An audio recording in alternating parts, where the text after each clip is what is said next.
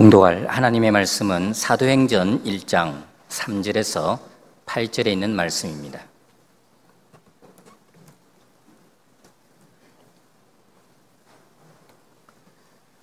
하나님의 말씀입니다. 그가 고난받으신 후에 또한 그들에게 확실한 많은 증거로 친히 살아계심을 나타내사 40일 동안 그들에게 보이시며 하나님 나라의 일을 말씀하시니라. 사도와 함께 모이사 그들에게 분부하여 이르시되 예루살렘을 떠나지 말고 내게서 들은 바 아버지께서 약속하신 것을 기다리라. 요한은 물로 세례를 베풀었으나 너희는 몇 날이 못되어 성령으로 세례를 받으리라 하셨느니라.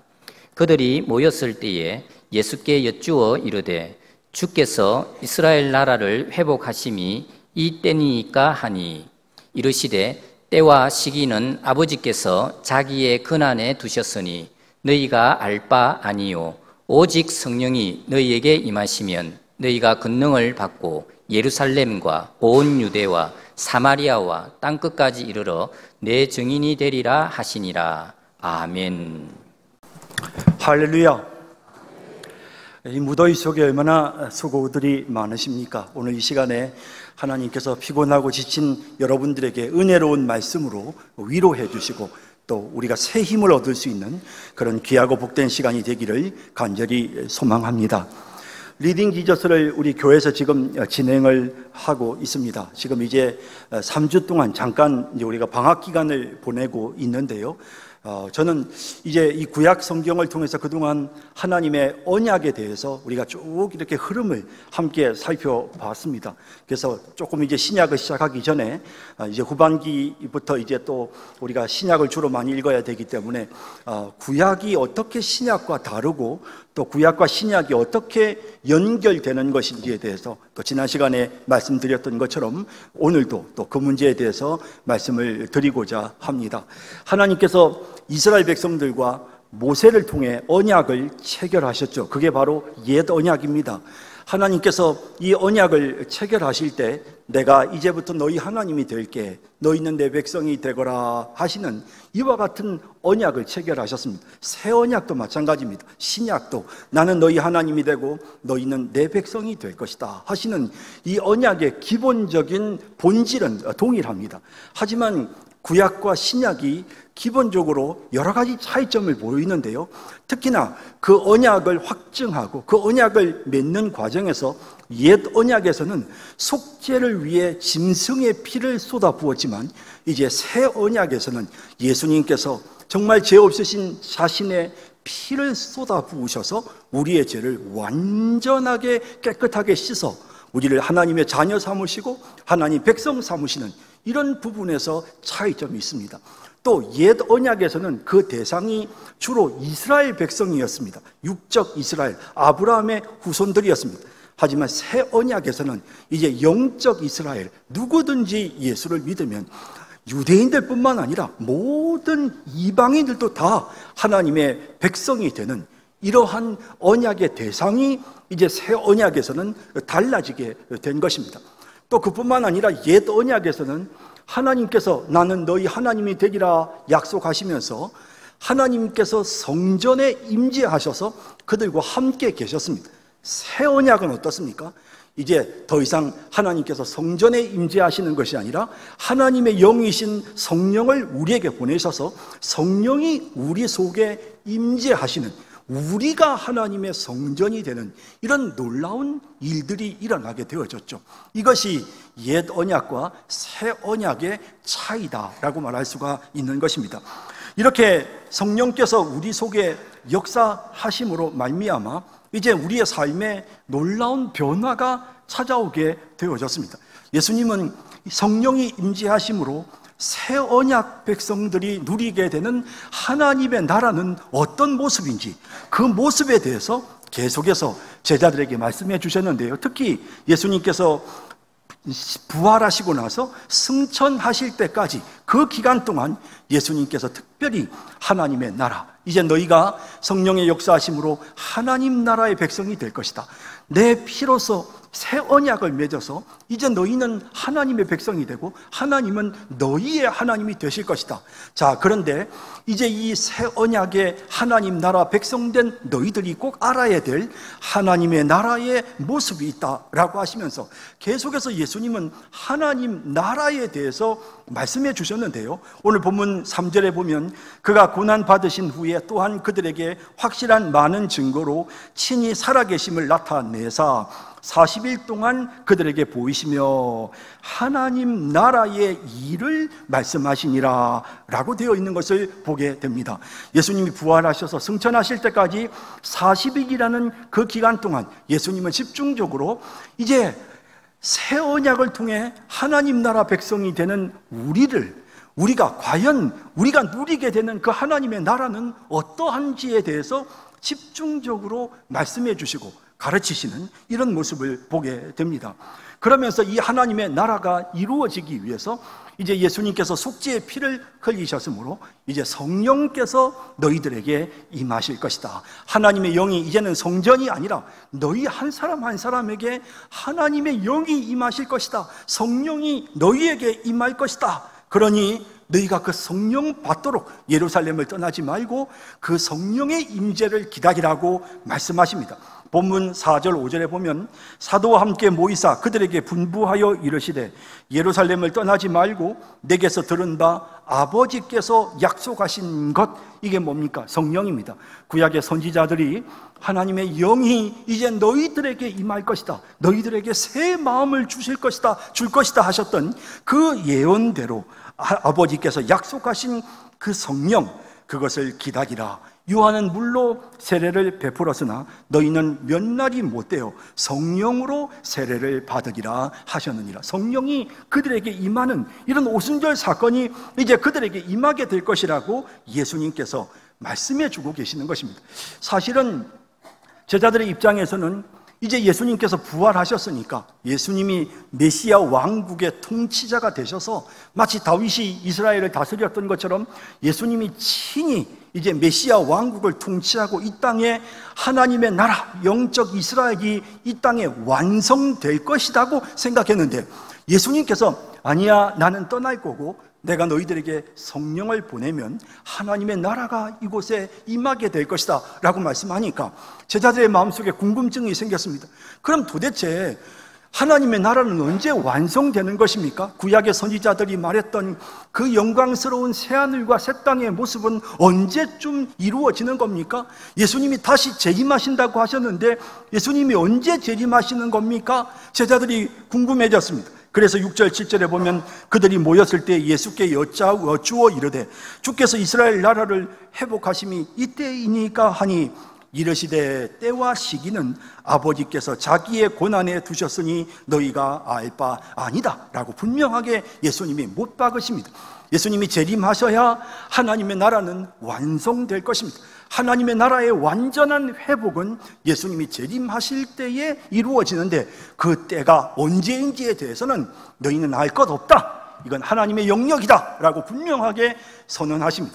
그러면서 이제 너희들이 꼭 알아야 될 게 있다. 그것은 뭐냐면 지금부터 너희들이 해야 될 일이 있다. 하나님의 성령이 너희들에게 임재하시면 이제 너희가 새 언약의 결과로 하나님 나라의 백성이 되면 내 피로 죄사함을 받고 하나님의 자녀가 되어지면 하나님의 영이 너희들에게 임하시게 될 것인데 그때 너희가 해야 될 너희들의 사명이 있다. 그 사명에 집중해야 된다 라고 예수님께서 분명하게 제자들에게 말씀하셨습니다. 그 사명이 무엇입니까? 이어지는 8절에 오직 성령이 너희에게 임하시면 너희가 권능을 받고 예루살렘과 온 유대와 사마리아와 땅끝까지 이르러 내 증인이 되리라 라고 말씀하시는 것입니다. 이제 성령이 너희들에게 역사하심으로 너희가 권능을 받아서 지금부터 해야 될 것은 그저 예루살렘과 유대뿐만 아니라 이제 영적 이스라엘인 모든 이방 족속들 땅끝까지 가서 이 하나님의 나라를 확장해야 된다. 복음을, 하나님 나라의 복음을 전하는 증인의 역할을 너희가 감당해야 된다 라고 이렇게 예수님께서 제자들에게 가르치시는 것입니다. 이처럼 예수님께서 부활하시고 승천하실 동안 40일 기간 동안 예수님의 메시지, 성경에 나타나고 있는 예수님의 메시지의 핵심은 성령이 임하실 것이니 기다려라. 성령이 임하시면 하나님의 나라가 너희들에게 이루어질 것이고, 그리고 이제부터 너희는 이 하나님 나라의 복음을 전해서 이 하나님의 나라를 확장시켜라. 모든 민족이 하나님의 백성이 되도록 이제 그 복음을 땅끝까지 전해라. 이와 같은 일을 예수님께서 제자들에게 마지막으로 말씀하시는데요, 복음서에도 동일한 내용이 나옵니다. 예수님께서 마태복음에 보면 이제 승천하시기 직전 제자들에게 이렇게 말씀하십니다. 마태복음 28장 19절에 그러므로 너희는 가서 모든 민족을 제자로 삼으라. 하나님의 나라가 확장되도록 모든 민족에게 복음을 전하라는 것입니다. 마가복음의 마지막 부분, 예수님께서 승천하시기 전 제자들에게 하신 말씀도 또 마찬가지입니다. 16장 15절에 또 이르시되 너희는 온 천하에 다니며 만민에게 복음을 전파하라 라고 명령하시는 것을 보게 됩니다. 누가복음도 마찬가지입니다. 예수님께서 부활하시고 승천하시기 전에 이제 제자들을 향하여 성경을 풀어서 예수님께서 이제 우리의 구원자가 되심을, 새 언약이 체결되어졌고 예수를 믿음으로 구원받는 이 하나님 나라의 복음이 이제부터 모든 민족들에게 전파되어야 되고, 이걸 위해서 하나님의 성령이 너희들에게 임하실 것이다 라고 말씀하시는 그런 내용 또한 누가복음 24장 45절 이하에 이렇게 기록되어 있습니다. 이에 그들의 마음을 열어 성경을 깨닫게 하시고 또 이르시되 이같이 그리스도가 고난을 받고 제3일에 죽은 자 가운데서 살아날 것과 또 그의 이름으로 제사함을 받게 하는 회개가 예루살렘에서 시작하여 모든 족속에게 전파될 것이 기록되었으니 너희는 이 모든 일의 증인이다. 이 일에 너희가 증인이 되어 이 일을 수행해야 된다는 것입니다. 볼지어다 내가 내 아버지께서 약속하신 것을 성령을 너희에게 보내리니 너희는 위로부터 능력으로 입혀질 때까지 이 성에 예루살렘에 머물라 라고 예수님께서 말씀하시는 이런 내용을 보게 되는 것입니다. 예수님은 이처럼 제자들에게 땅끝까지 복음을 전해야 한다라고 하는 사명을 주고 계시는 것입니다. 성령이 너희들에게 역사하실 것이다. 이제 새롭게 맺어진 언약의 결과로 하나님의 영이 너희들에게 임재하실 것이다. 그래서 너희가 이제는 다른 모습으로 신앙생활을 하게 될 것인데, 너희들에게 나타나야 될 부분은 하나님의 나라를 확장하는 일이다 라고 예수님께서 분명하게 말씀하고 있는 것입니다. 예수님은 신약시대 성도들이 누리게 되는 하나님의 나라가 어떤 특성을 갖고 있는지 여러 가지 비유를 통해서 복음서에 말씀해주고 있습니다. 누가복음 13장 18절에 보면 이런 말씀이 나옵니다. 그러므로 예수께서 이르시되 하나님의 나라가 무엇과 같을까? 내가 무엇으로 비교할까? 라고 하시면서 예수님께서 정말 중요한 두 가지 하나님 나라에 관한 비유를 말씀하셨는데요, 첫째가 뭐냐면 겨자씨 비유입니다. 누가복음 13장 19절에 마치 사람이 자기 채소밭에 갖다 심은 겨자씨 하나를 같으니 자라 나무가 되어 공중의 새들이 그 가지에 깃들였느니라 라고 말씀하십니다. 정말 깨알처럼 작은 겨자씨, 이 겨자씨가 땅에서 이제 싹을 내고 자라서 큰 나무가 되면, 그러면 공중의 새들이 와서 그 나무에 깃든다는 것입니다. 그런 것처럼 이 하나님의 나라가 지금은 깨알처럼 작은 미약한 존재로 느껴지지만, 그러나 점점점 확장되고 점점 성장하게 될 것이다 라고 하시는 그런 내용으로 말씀을 하신 것입니다. 그리고 두 번째 비유가 바로 이제 가루 서말 속에 들어간 누룩의 비유입니다. 이어지는 20절 21절에 보면 또 이르시되 내가 하나님의 나라를 무엇으로 비교할까? 마치 여자가 가루 서말 속에 갖다 넣어 전부 부풀게 한 누룩과 같으니라 라고 말씀하고 있습니다. 자, 가루 서말 속에 작은 누룩을 집어넣었더니 그 누룩이 그 안에서 작용을 하는 것입니다. 그렇게 해서 이 누룩이 온 가루에 퍼져서 이 가루의 속성을 완전히 변화시키는 것입니다. 발효가 일어나서 가루의 속성이 완전히 달라지는 것입니다. 이 비유의 말씀을 통해서 성령께서 이제 새 언약의 하나님 나라 백성들에게는 성령이 우리 속에 역사하심으로 성령께서 우리의 내면을 새롭게 만들어주시는, 그래서 성령이 임재하심으로 모든 육체의 일을 벗어버리게 되고, 성령이 역사하심으로 성령의 열매를 맺게 되고, 또한 성령의 역사로 성화가 되어서 예수 그리스도의 형상을 닮아가게 되는 이와 같은 은혜로운 일들이 너희 내면에서 일어나게 될 것이다. 그래서 하나님의 나라가 이제 새 언약을 통해서 하나님의 나라가 우리에게 임합니다. 이제 하나님의 통치가 우리에게 시작되어졌습니다. 하나님이 우리의 하나님이 되시고 우리가 하나님의 백성이 될 때, 하나님의 영이 구약에는 성전에 임했지만 하나님의 영이 새 언약에서는, 신약에서는 우리에게 임합니다. 하나님의 영이 우리 안에 임재하시면 어떤 일들이 일어나는가? 먼저 우리의 내면이 변화되는 역사가 일어나는 것입니다. 우리가 거룩해지는 것입니다. 성화가 되는 것입니다. 율법의 통제를 받지 않지만 하나님의 성령의 이끄심을 통해서 거룩한 존재로 새롭게 변화되어지는, 이전 것은 지나갔으니 보라 새 것이 되었도다. 내면에서 변화가 일어나는, 내적인 성숙이 일어나는 것이 하나님 나라의 특징이다 라고 말씀하십니다. 그뿐만 아니라 하나님의 성령께서 우리 속에 임재하시면 겨자씨처럼 작은 우리지만 우리를 통해서 하나님의 나라가 점점 확장되어지는 이런 놀라운 일들이 일어나게 된다는 것입니다. 그래서 성령의 역사로 말미암아 우리 내면의 성숙이 일어나고, 성령의 역사로 말미암아 외적으로 하나님의 나라가 확장이 되어지는, 하나님의 통치와 다스리심이 나를 통해 점점 더 많은 사람들에게 퍼져나가는 이런 은혜로운 역사가 일어나게 된다라는 말씀을 하고 있는 것입니다.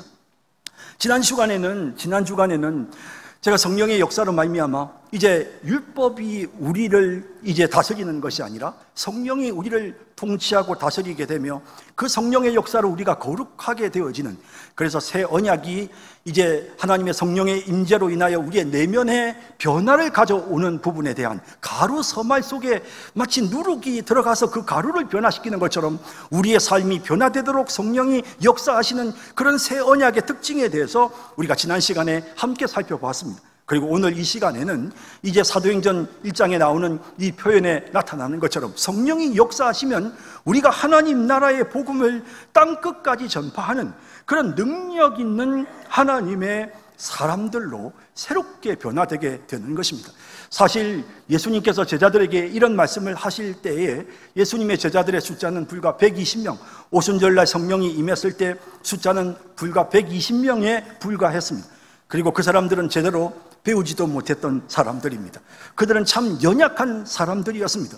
사실 당시의 세계 중심은 로마였는데요, 그 로마의 중심에서 생각해보면 이 유다 백성들은 저 지중해 동쪽 끝에 있는 정말 코딱지만한 작은 나라, 그것도 로마의 지배를 받는 식민지 백성이었습니다. 그런 곳에 있는 이 120명의 연약한 제자들의 모습은 마치 겨자씨 한 알처럼 미약하기 짝이 없었습니다. 하지만 성령의 역사로 말미암아 그들이 권능을 받아서 이제 그 복음의 말씀이, 하나님 나라의 복음이 그들을 통해서 점점 퍼져나가는, 그래서 로마까지 복음이 전파되는 내용이 사도행전에 기록되어져 있는 것입니다. 여러분, 이와 같은 역사들이 새 언약의 시대에 일어납니다. 자, 그런데 이 새 언약의 시대에 우리가 기억해야 될 것은 하나님의 나라는 하나님 자신이 확장시켜야 되지 않나. 하나님이 왕이시고 하나님이 통치자시니까 하나님이 친히 여기는 내 나라다, 하나님이 스스로 자신의 통치 영역을 확장시키셔야 하는 게 아닌가. 우리가 하나님 나라 백성인 우리가 하나님의 나라를 확장시켜야 되는가, 이런 의문이 우리의 마음속에 생깁니다. 여러분, 하나님께서 친히 고넬료에게, 고넬료야 내 말 잘 들어라, 예수가 너를 위해 십자가에 못 박혀 주고 너의 죄를 다 씻고 용서하고 부활했다, 그 예수를 믿어라, 그리하면 네가 구원을 얻게 된다 라고 하나님이 직접 복음의 메시지를, 하나님 나라의 복음을 고넬료에게 직접 전하실 수도 있었습니다. 하지만 하나님은 그렇게 하지 않으셨습니다. 하나님은 고넬료에게 베드로를 청하라 라고 하셨습니다. 그리고 베드로를 통해서 복음을 듣게 하셨습니다. 베드로가 와서 고넬료를 전도하도록 만드셨다는 것입니다. 예수님께서 이제 다메섹 도상의 핍박자 사울에게 나타나셨을 때도 마찬가지입니다.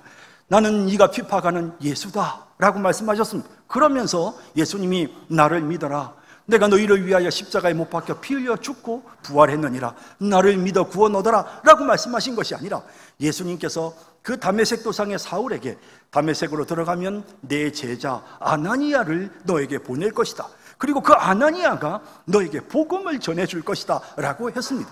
그리하여 사울은 아나니아를 통해서 복음을 받아들이고 아나니아를 통해서 세례를 받는 이런 모습을 우리가 보게 되는 것이지요.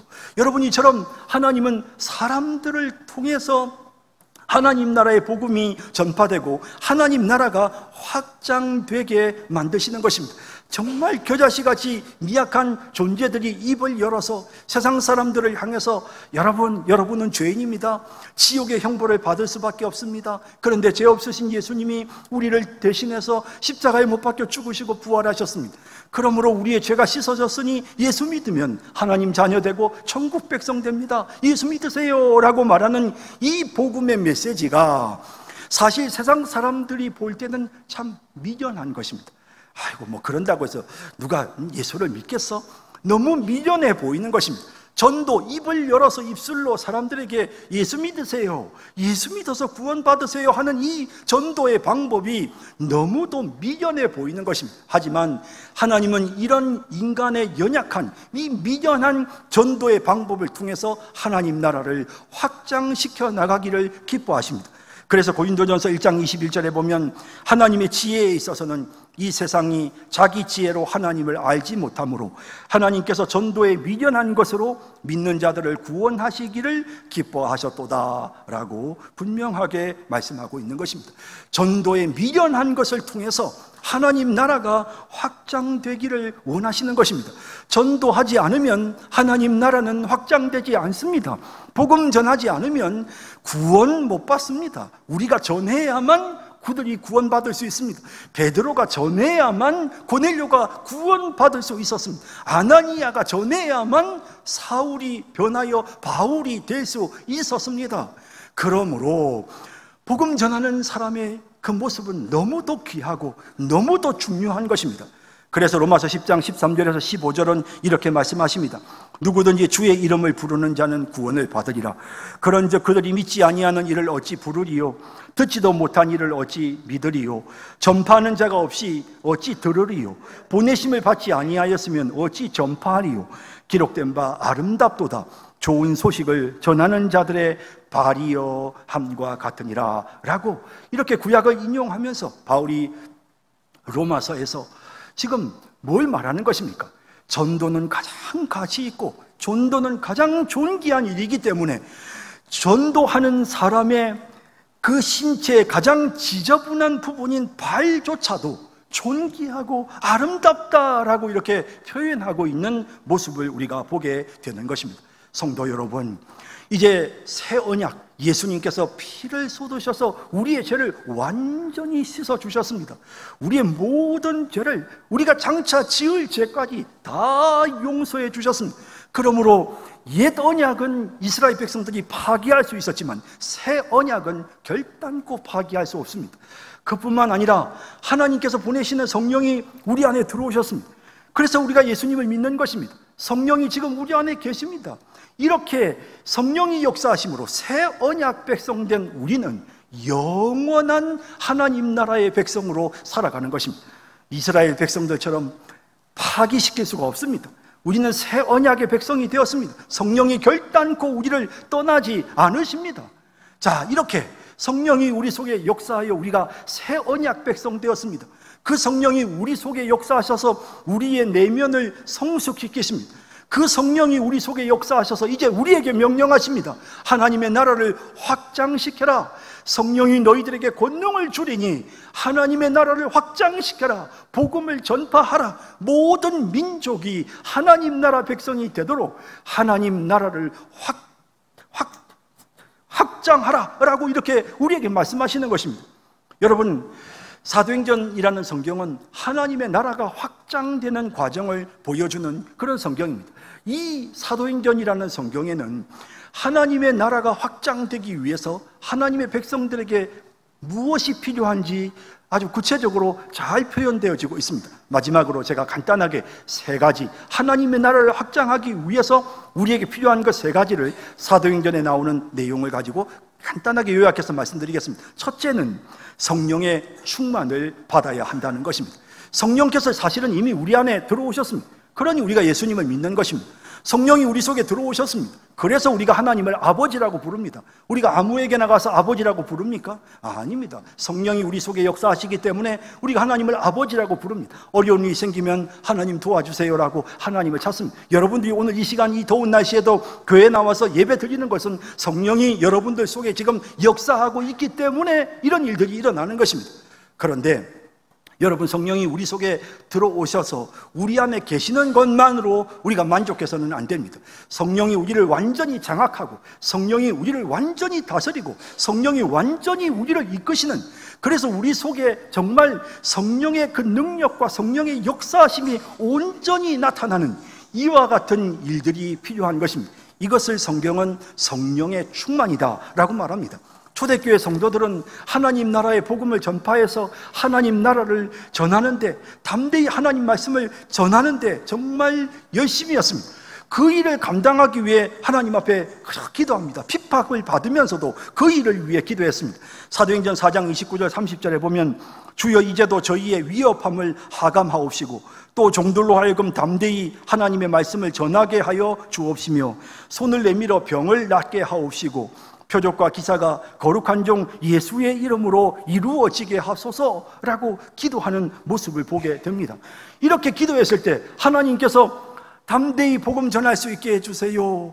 하나님, 저희들에게 증거가, 표적이 나타나게 해주세요. 우리가 전하는 복음이 거짓이 아니고 정말 진실이라는 것을 입증할 수 있는 그런 강력한 표적이 나타나게 해주세요 라고 기도했을 때, 그때 하나님께서 이들에게 성령의 충만을 주셨습니다.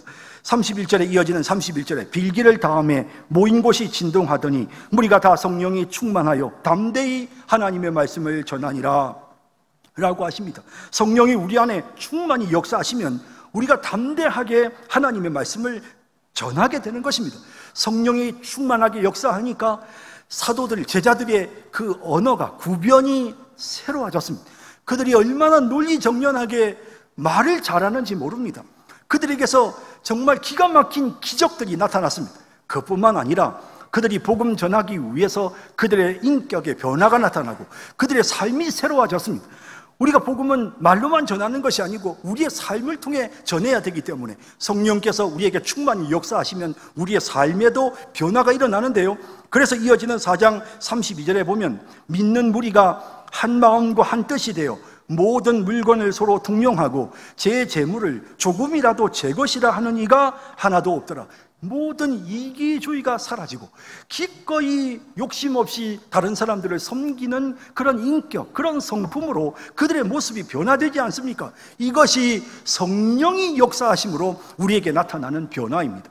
성령 충만함을 받았을 때 그들이 담대히 하나님의 말씀을 전하고 하나님의 나라를 확장할 수 있었던 것입니다. 성도 여러분, 성령께서 우리에게 임하여 주셔야 합니다. 성령의 충만을 받아야 합니다. 이미 성령이 우리 안에 계시지만 그 성령이 강력하게 우리를 사로잡고 우리를 이끌어 주셔야 합니다. 이런 성령의 충만을 받아서 하나님의 나라를 확장하는 하나님의 도구로 쓰임받는 우리 모두가 되기를 바랍니다.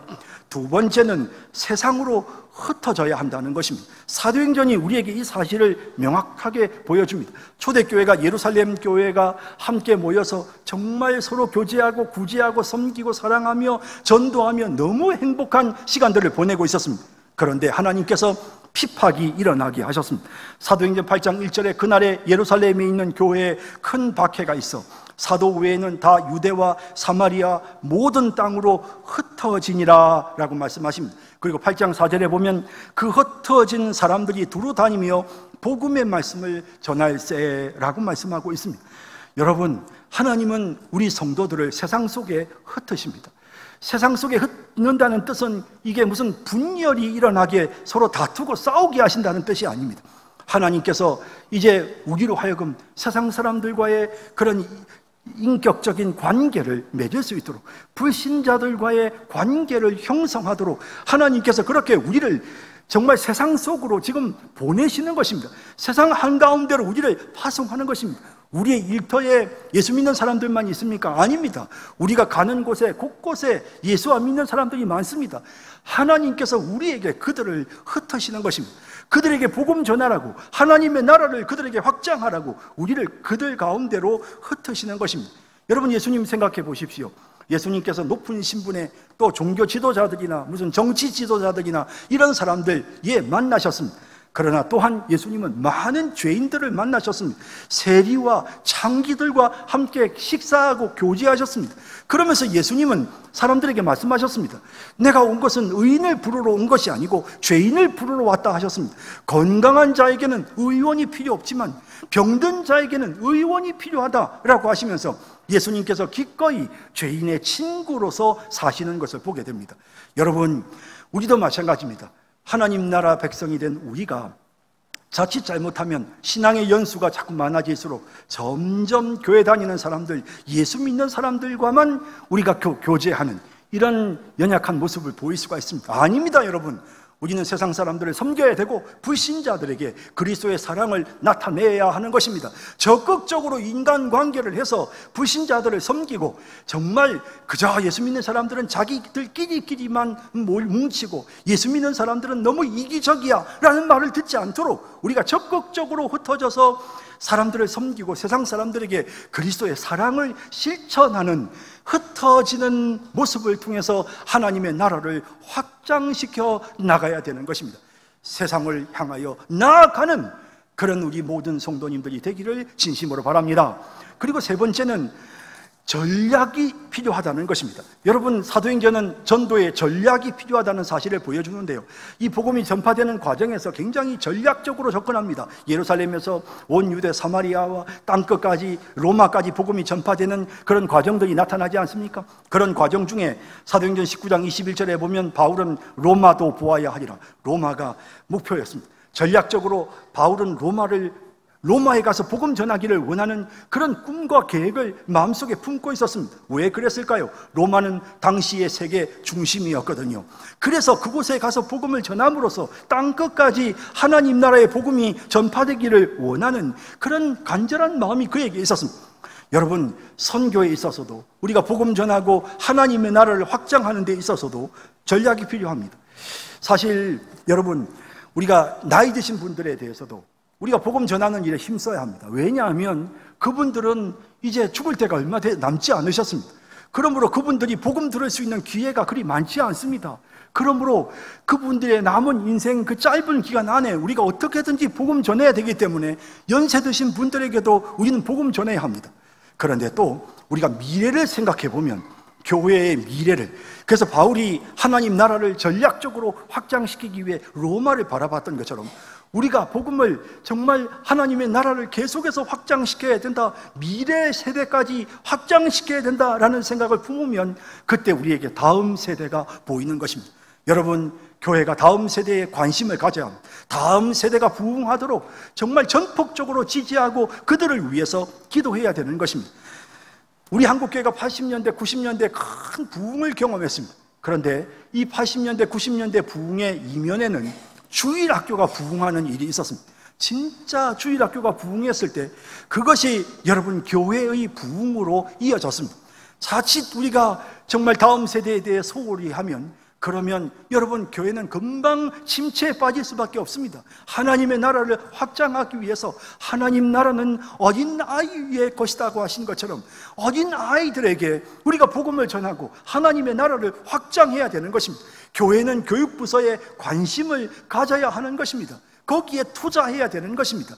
우리가 이 교육 환경을 개선하고 또 새롭게 리모델링을 하는 것도 우리가 쓰기에는 불편이 없지만 다음 세대를 위해서 우리가 이런 투자를 하지 않습니까?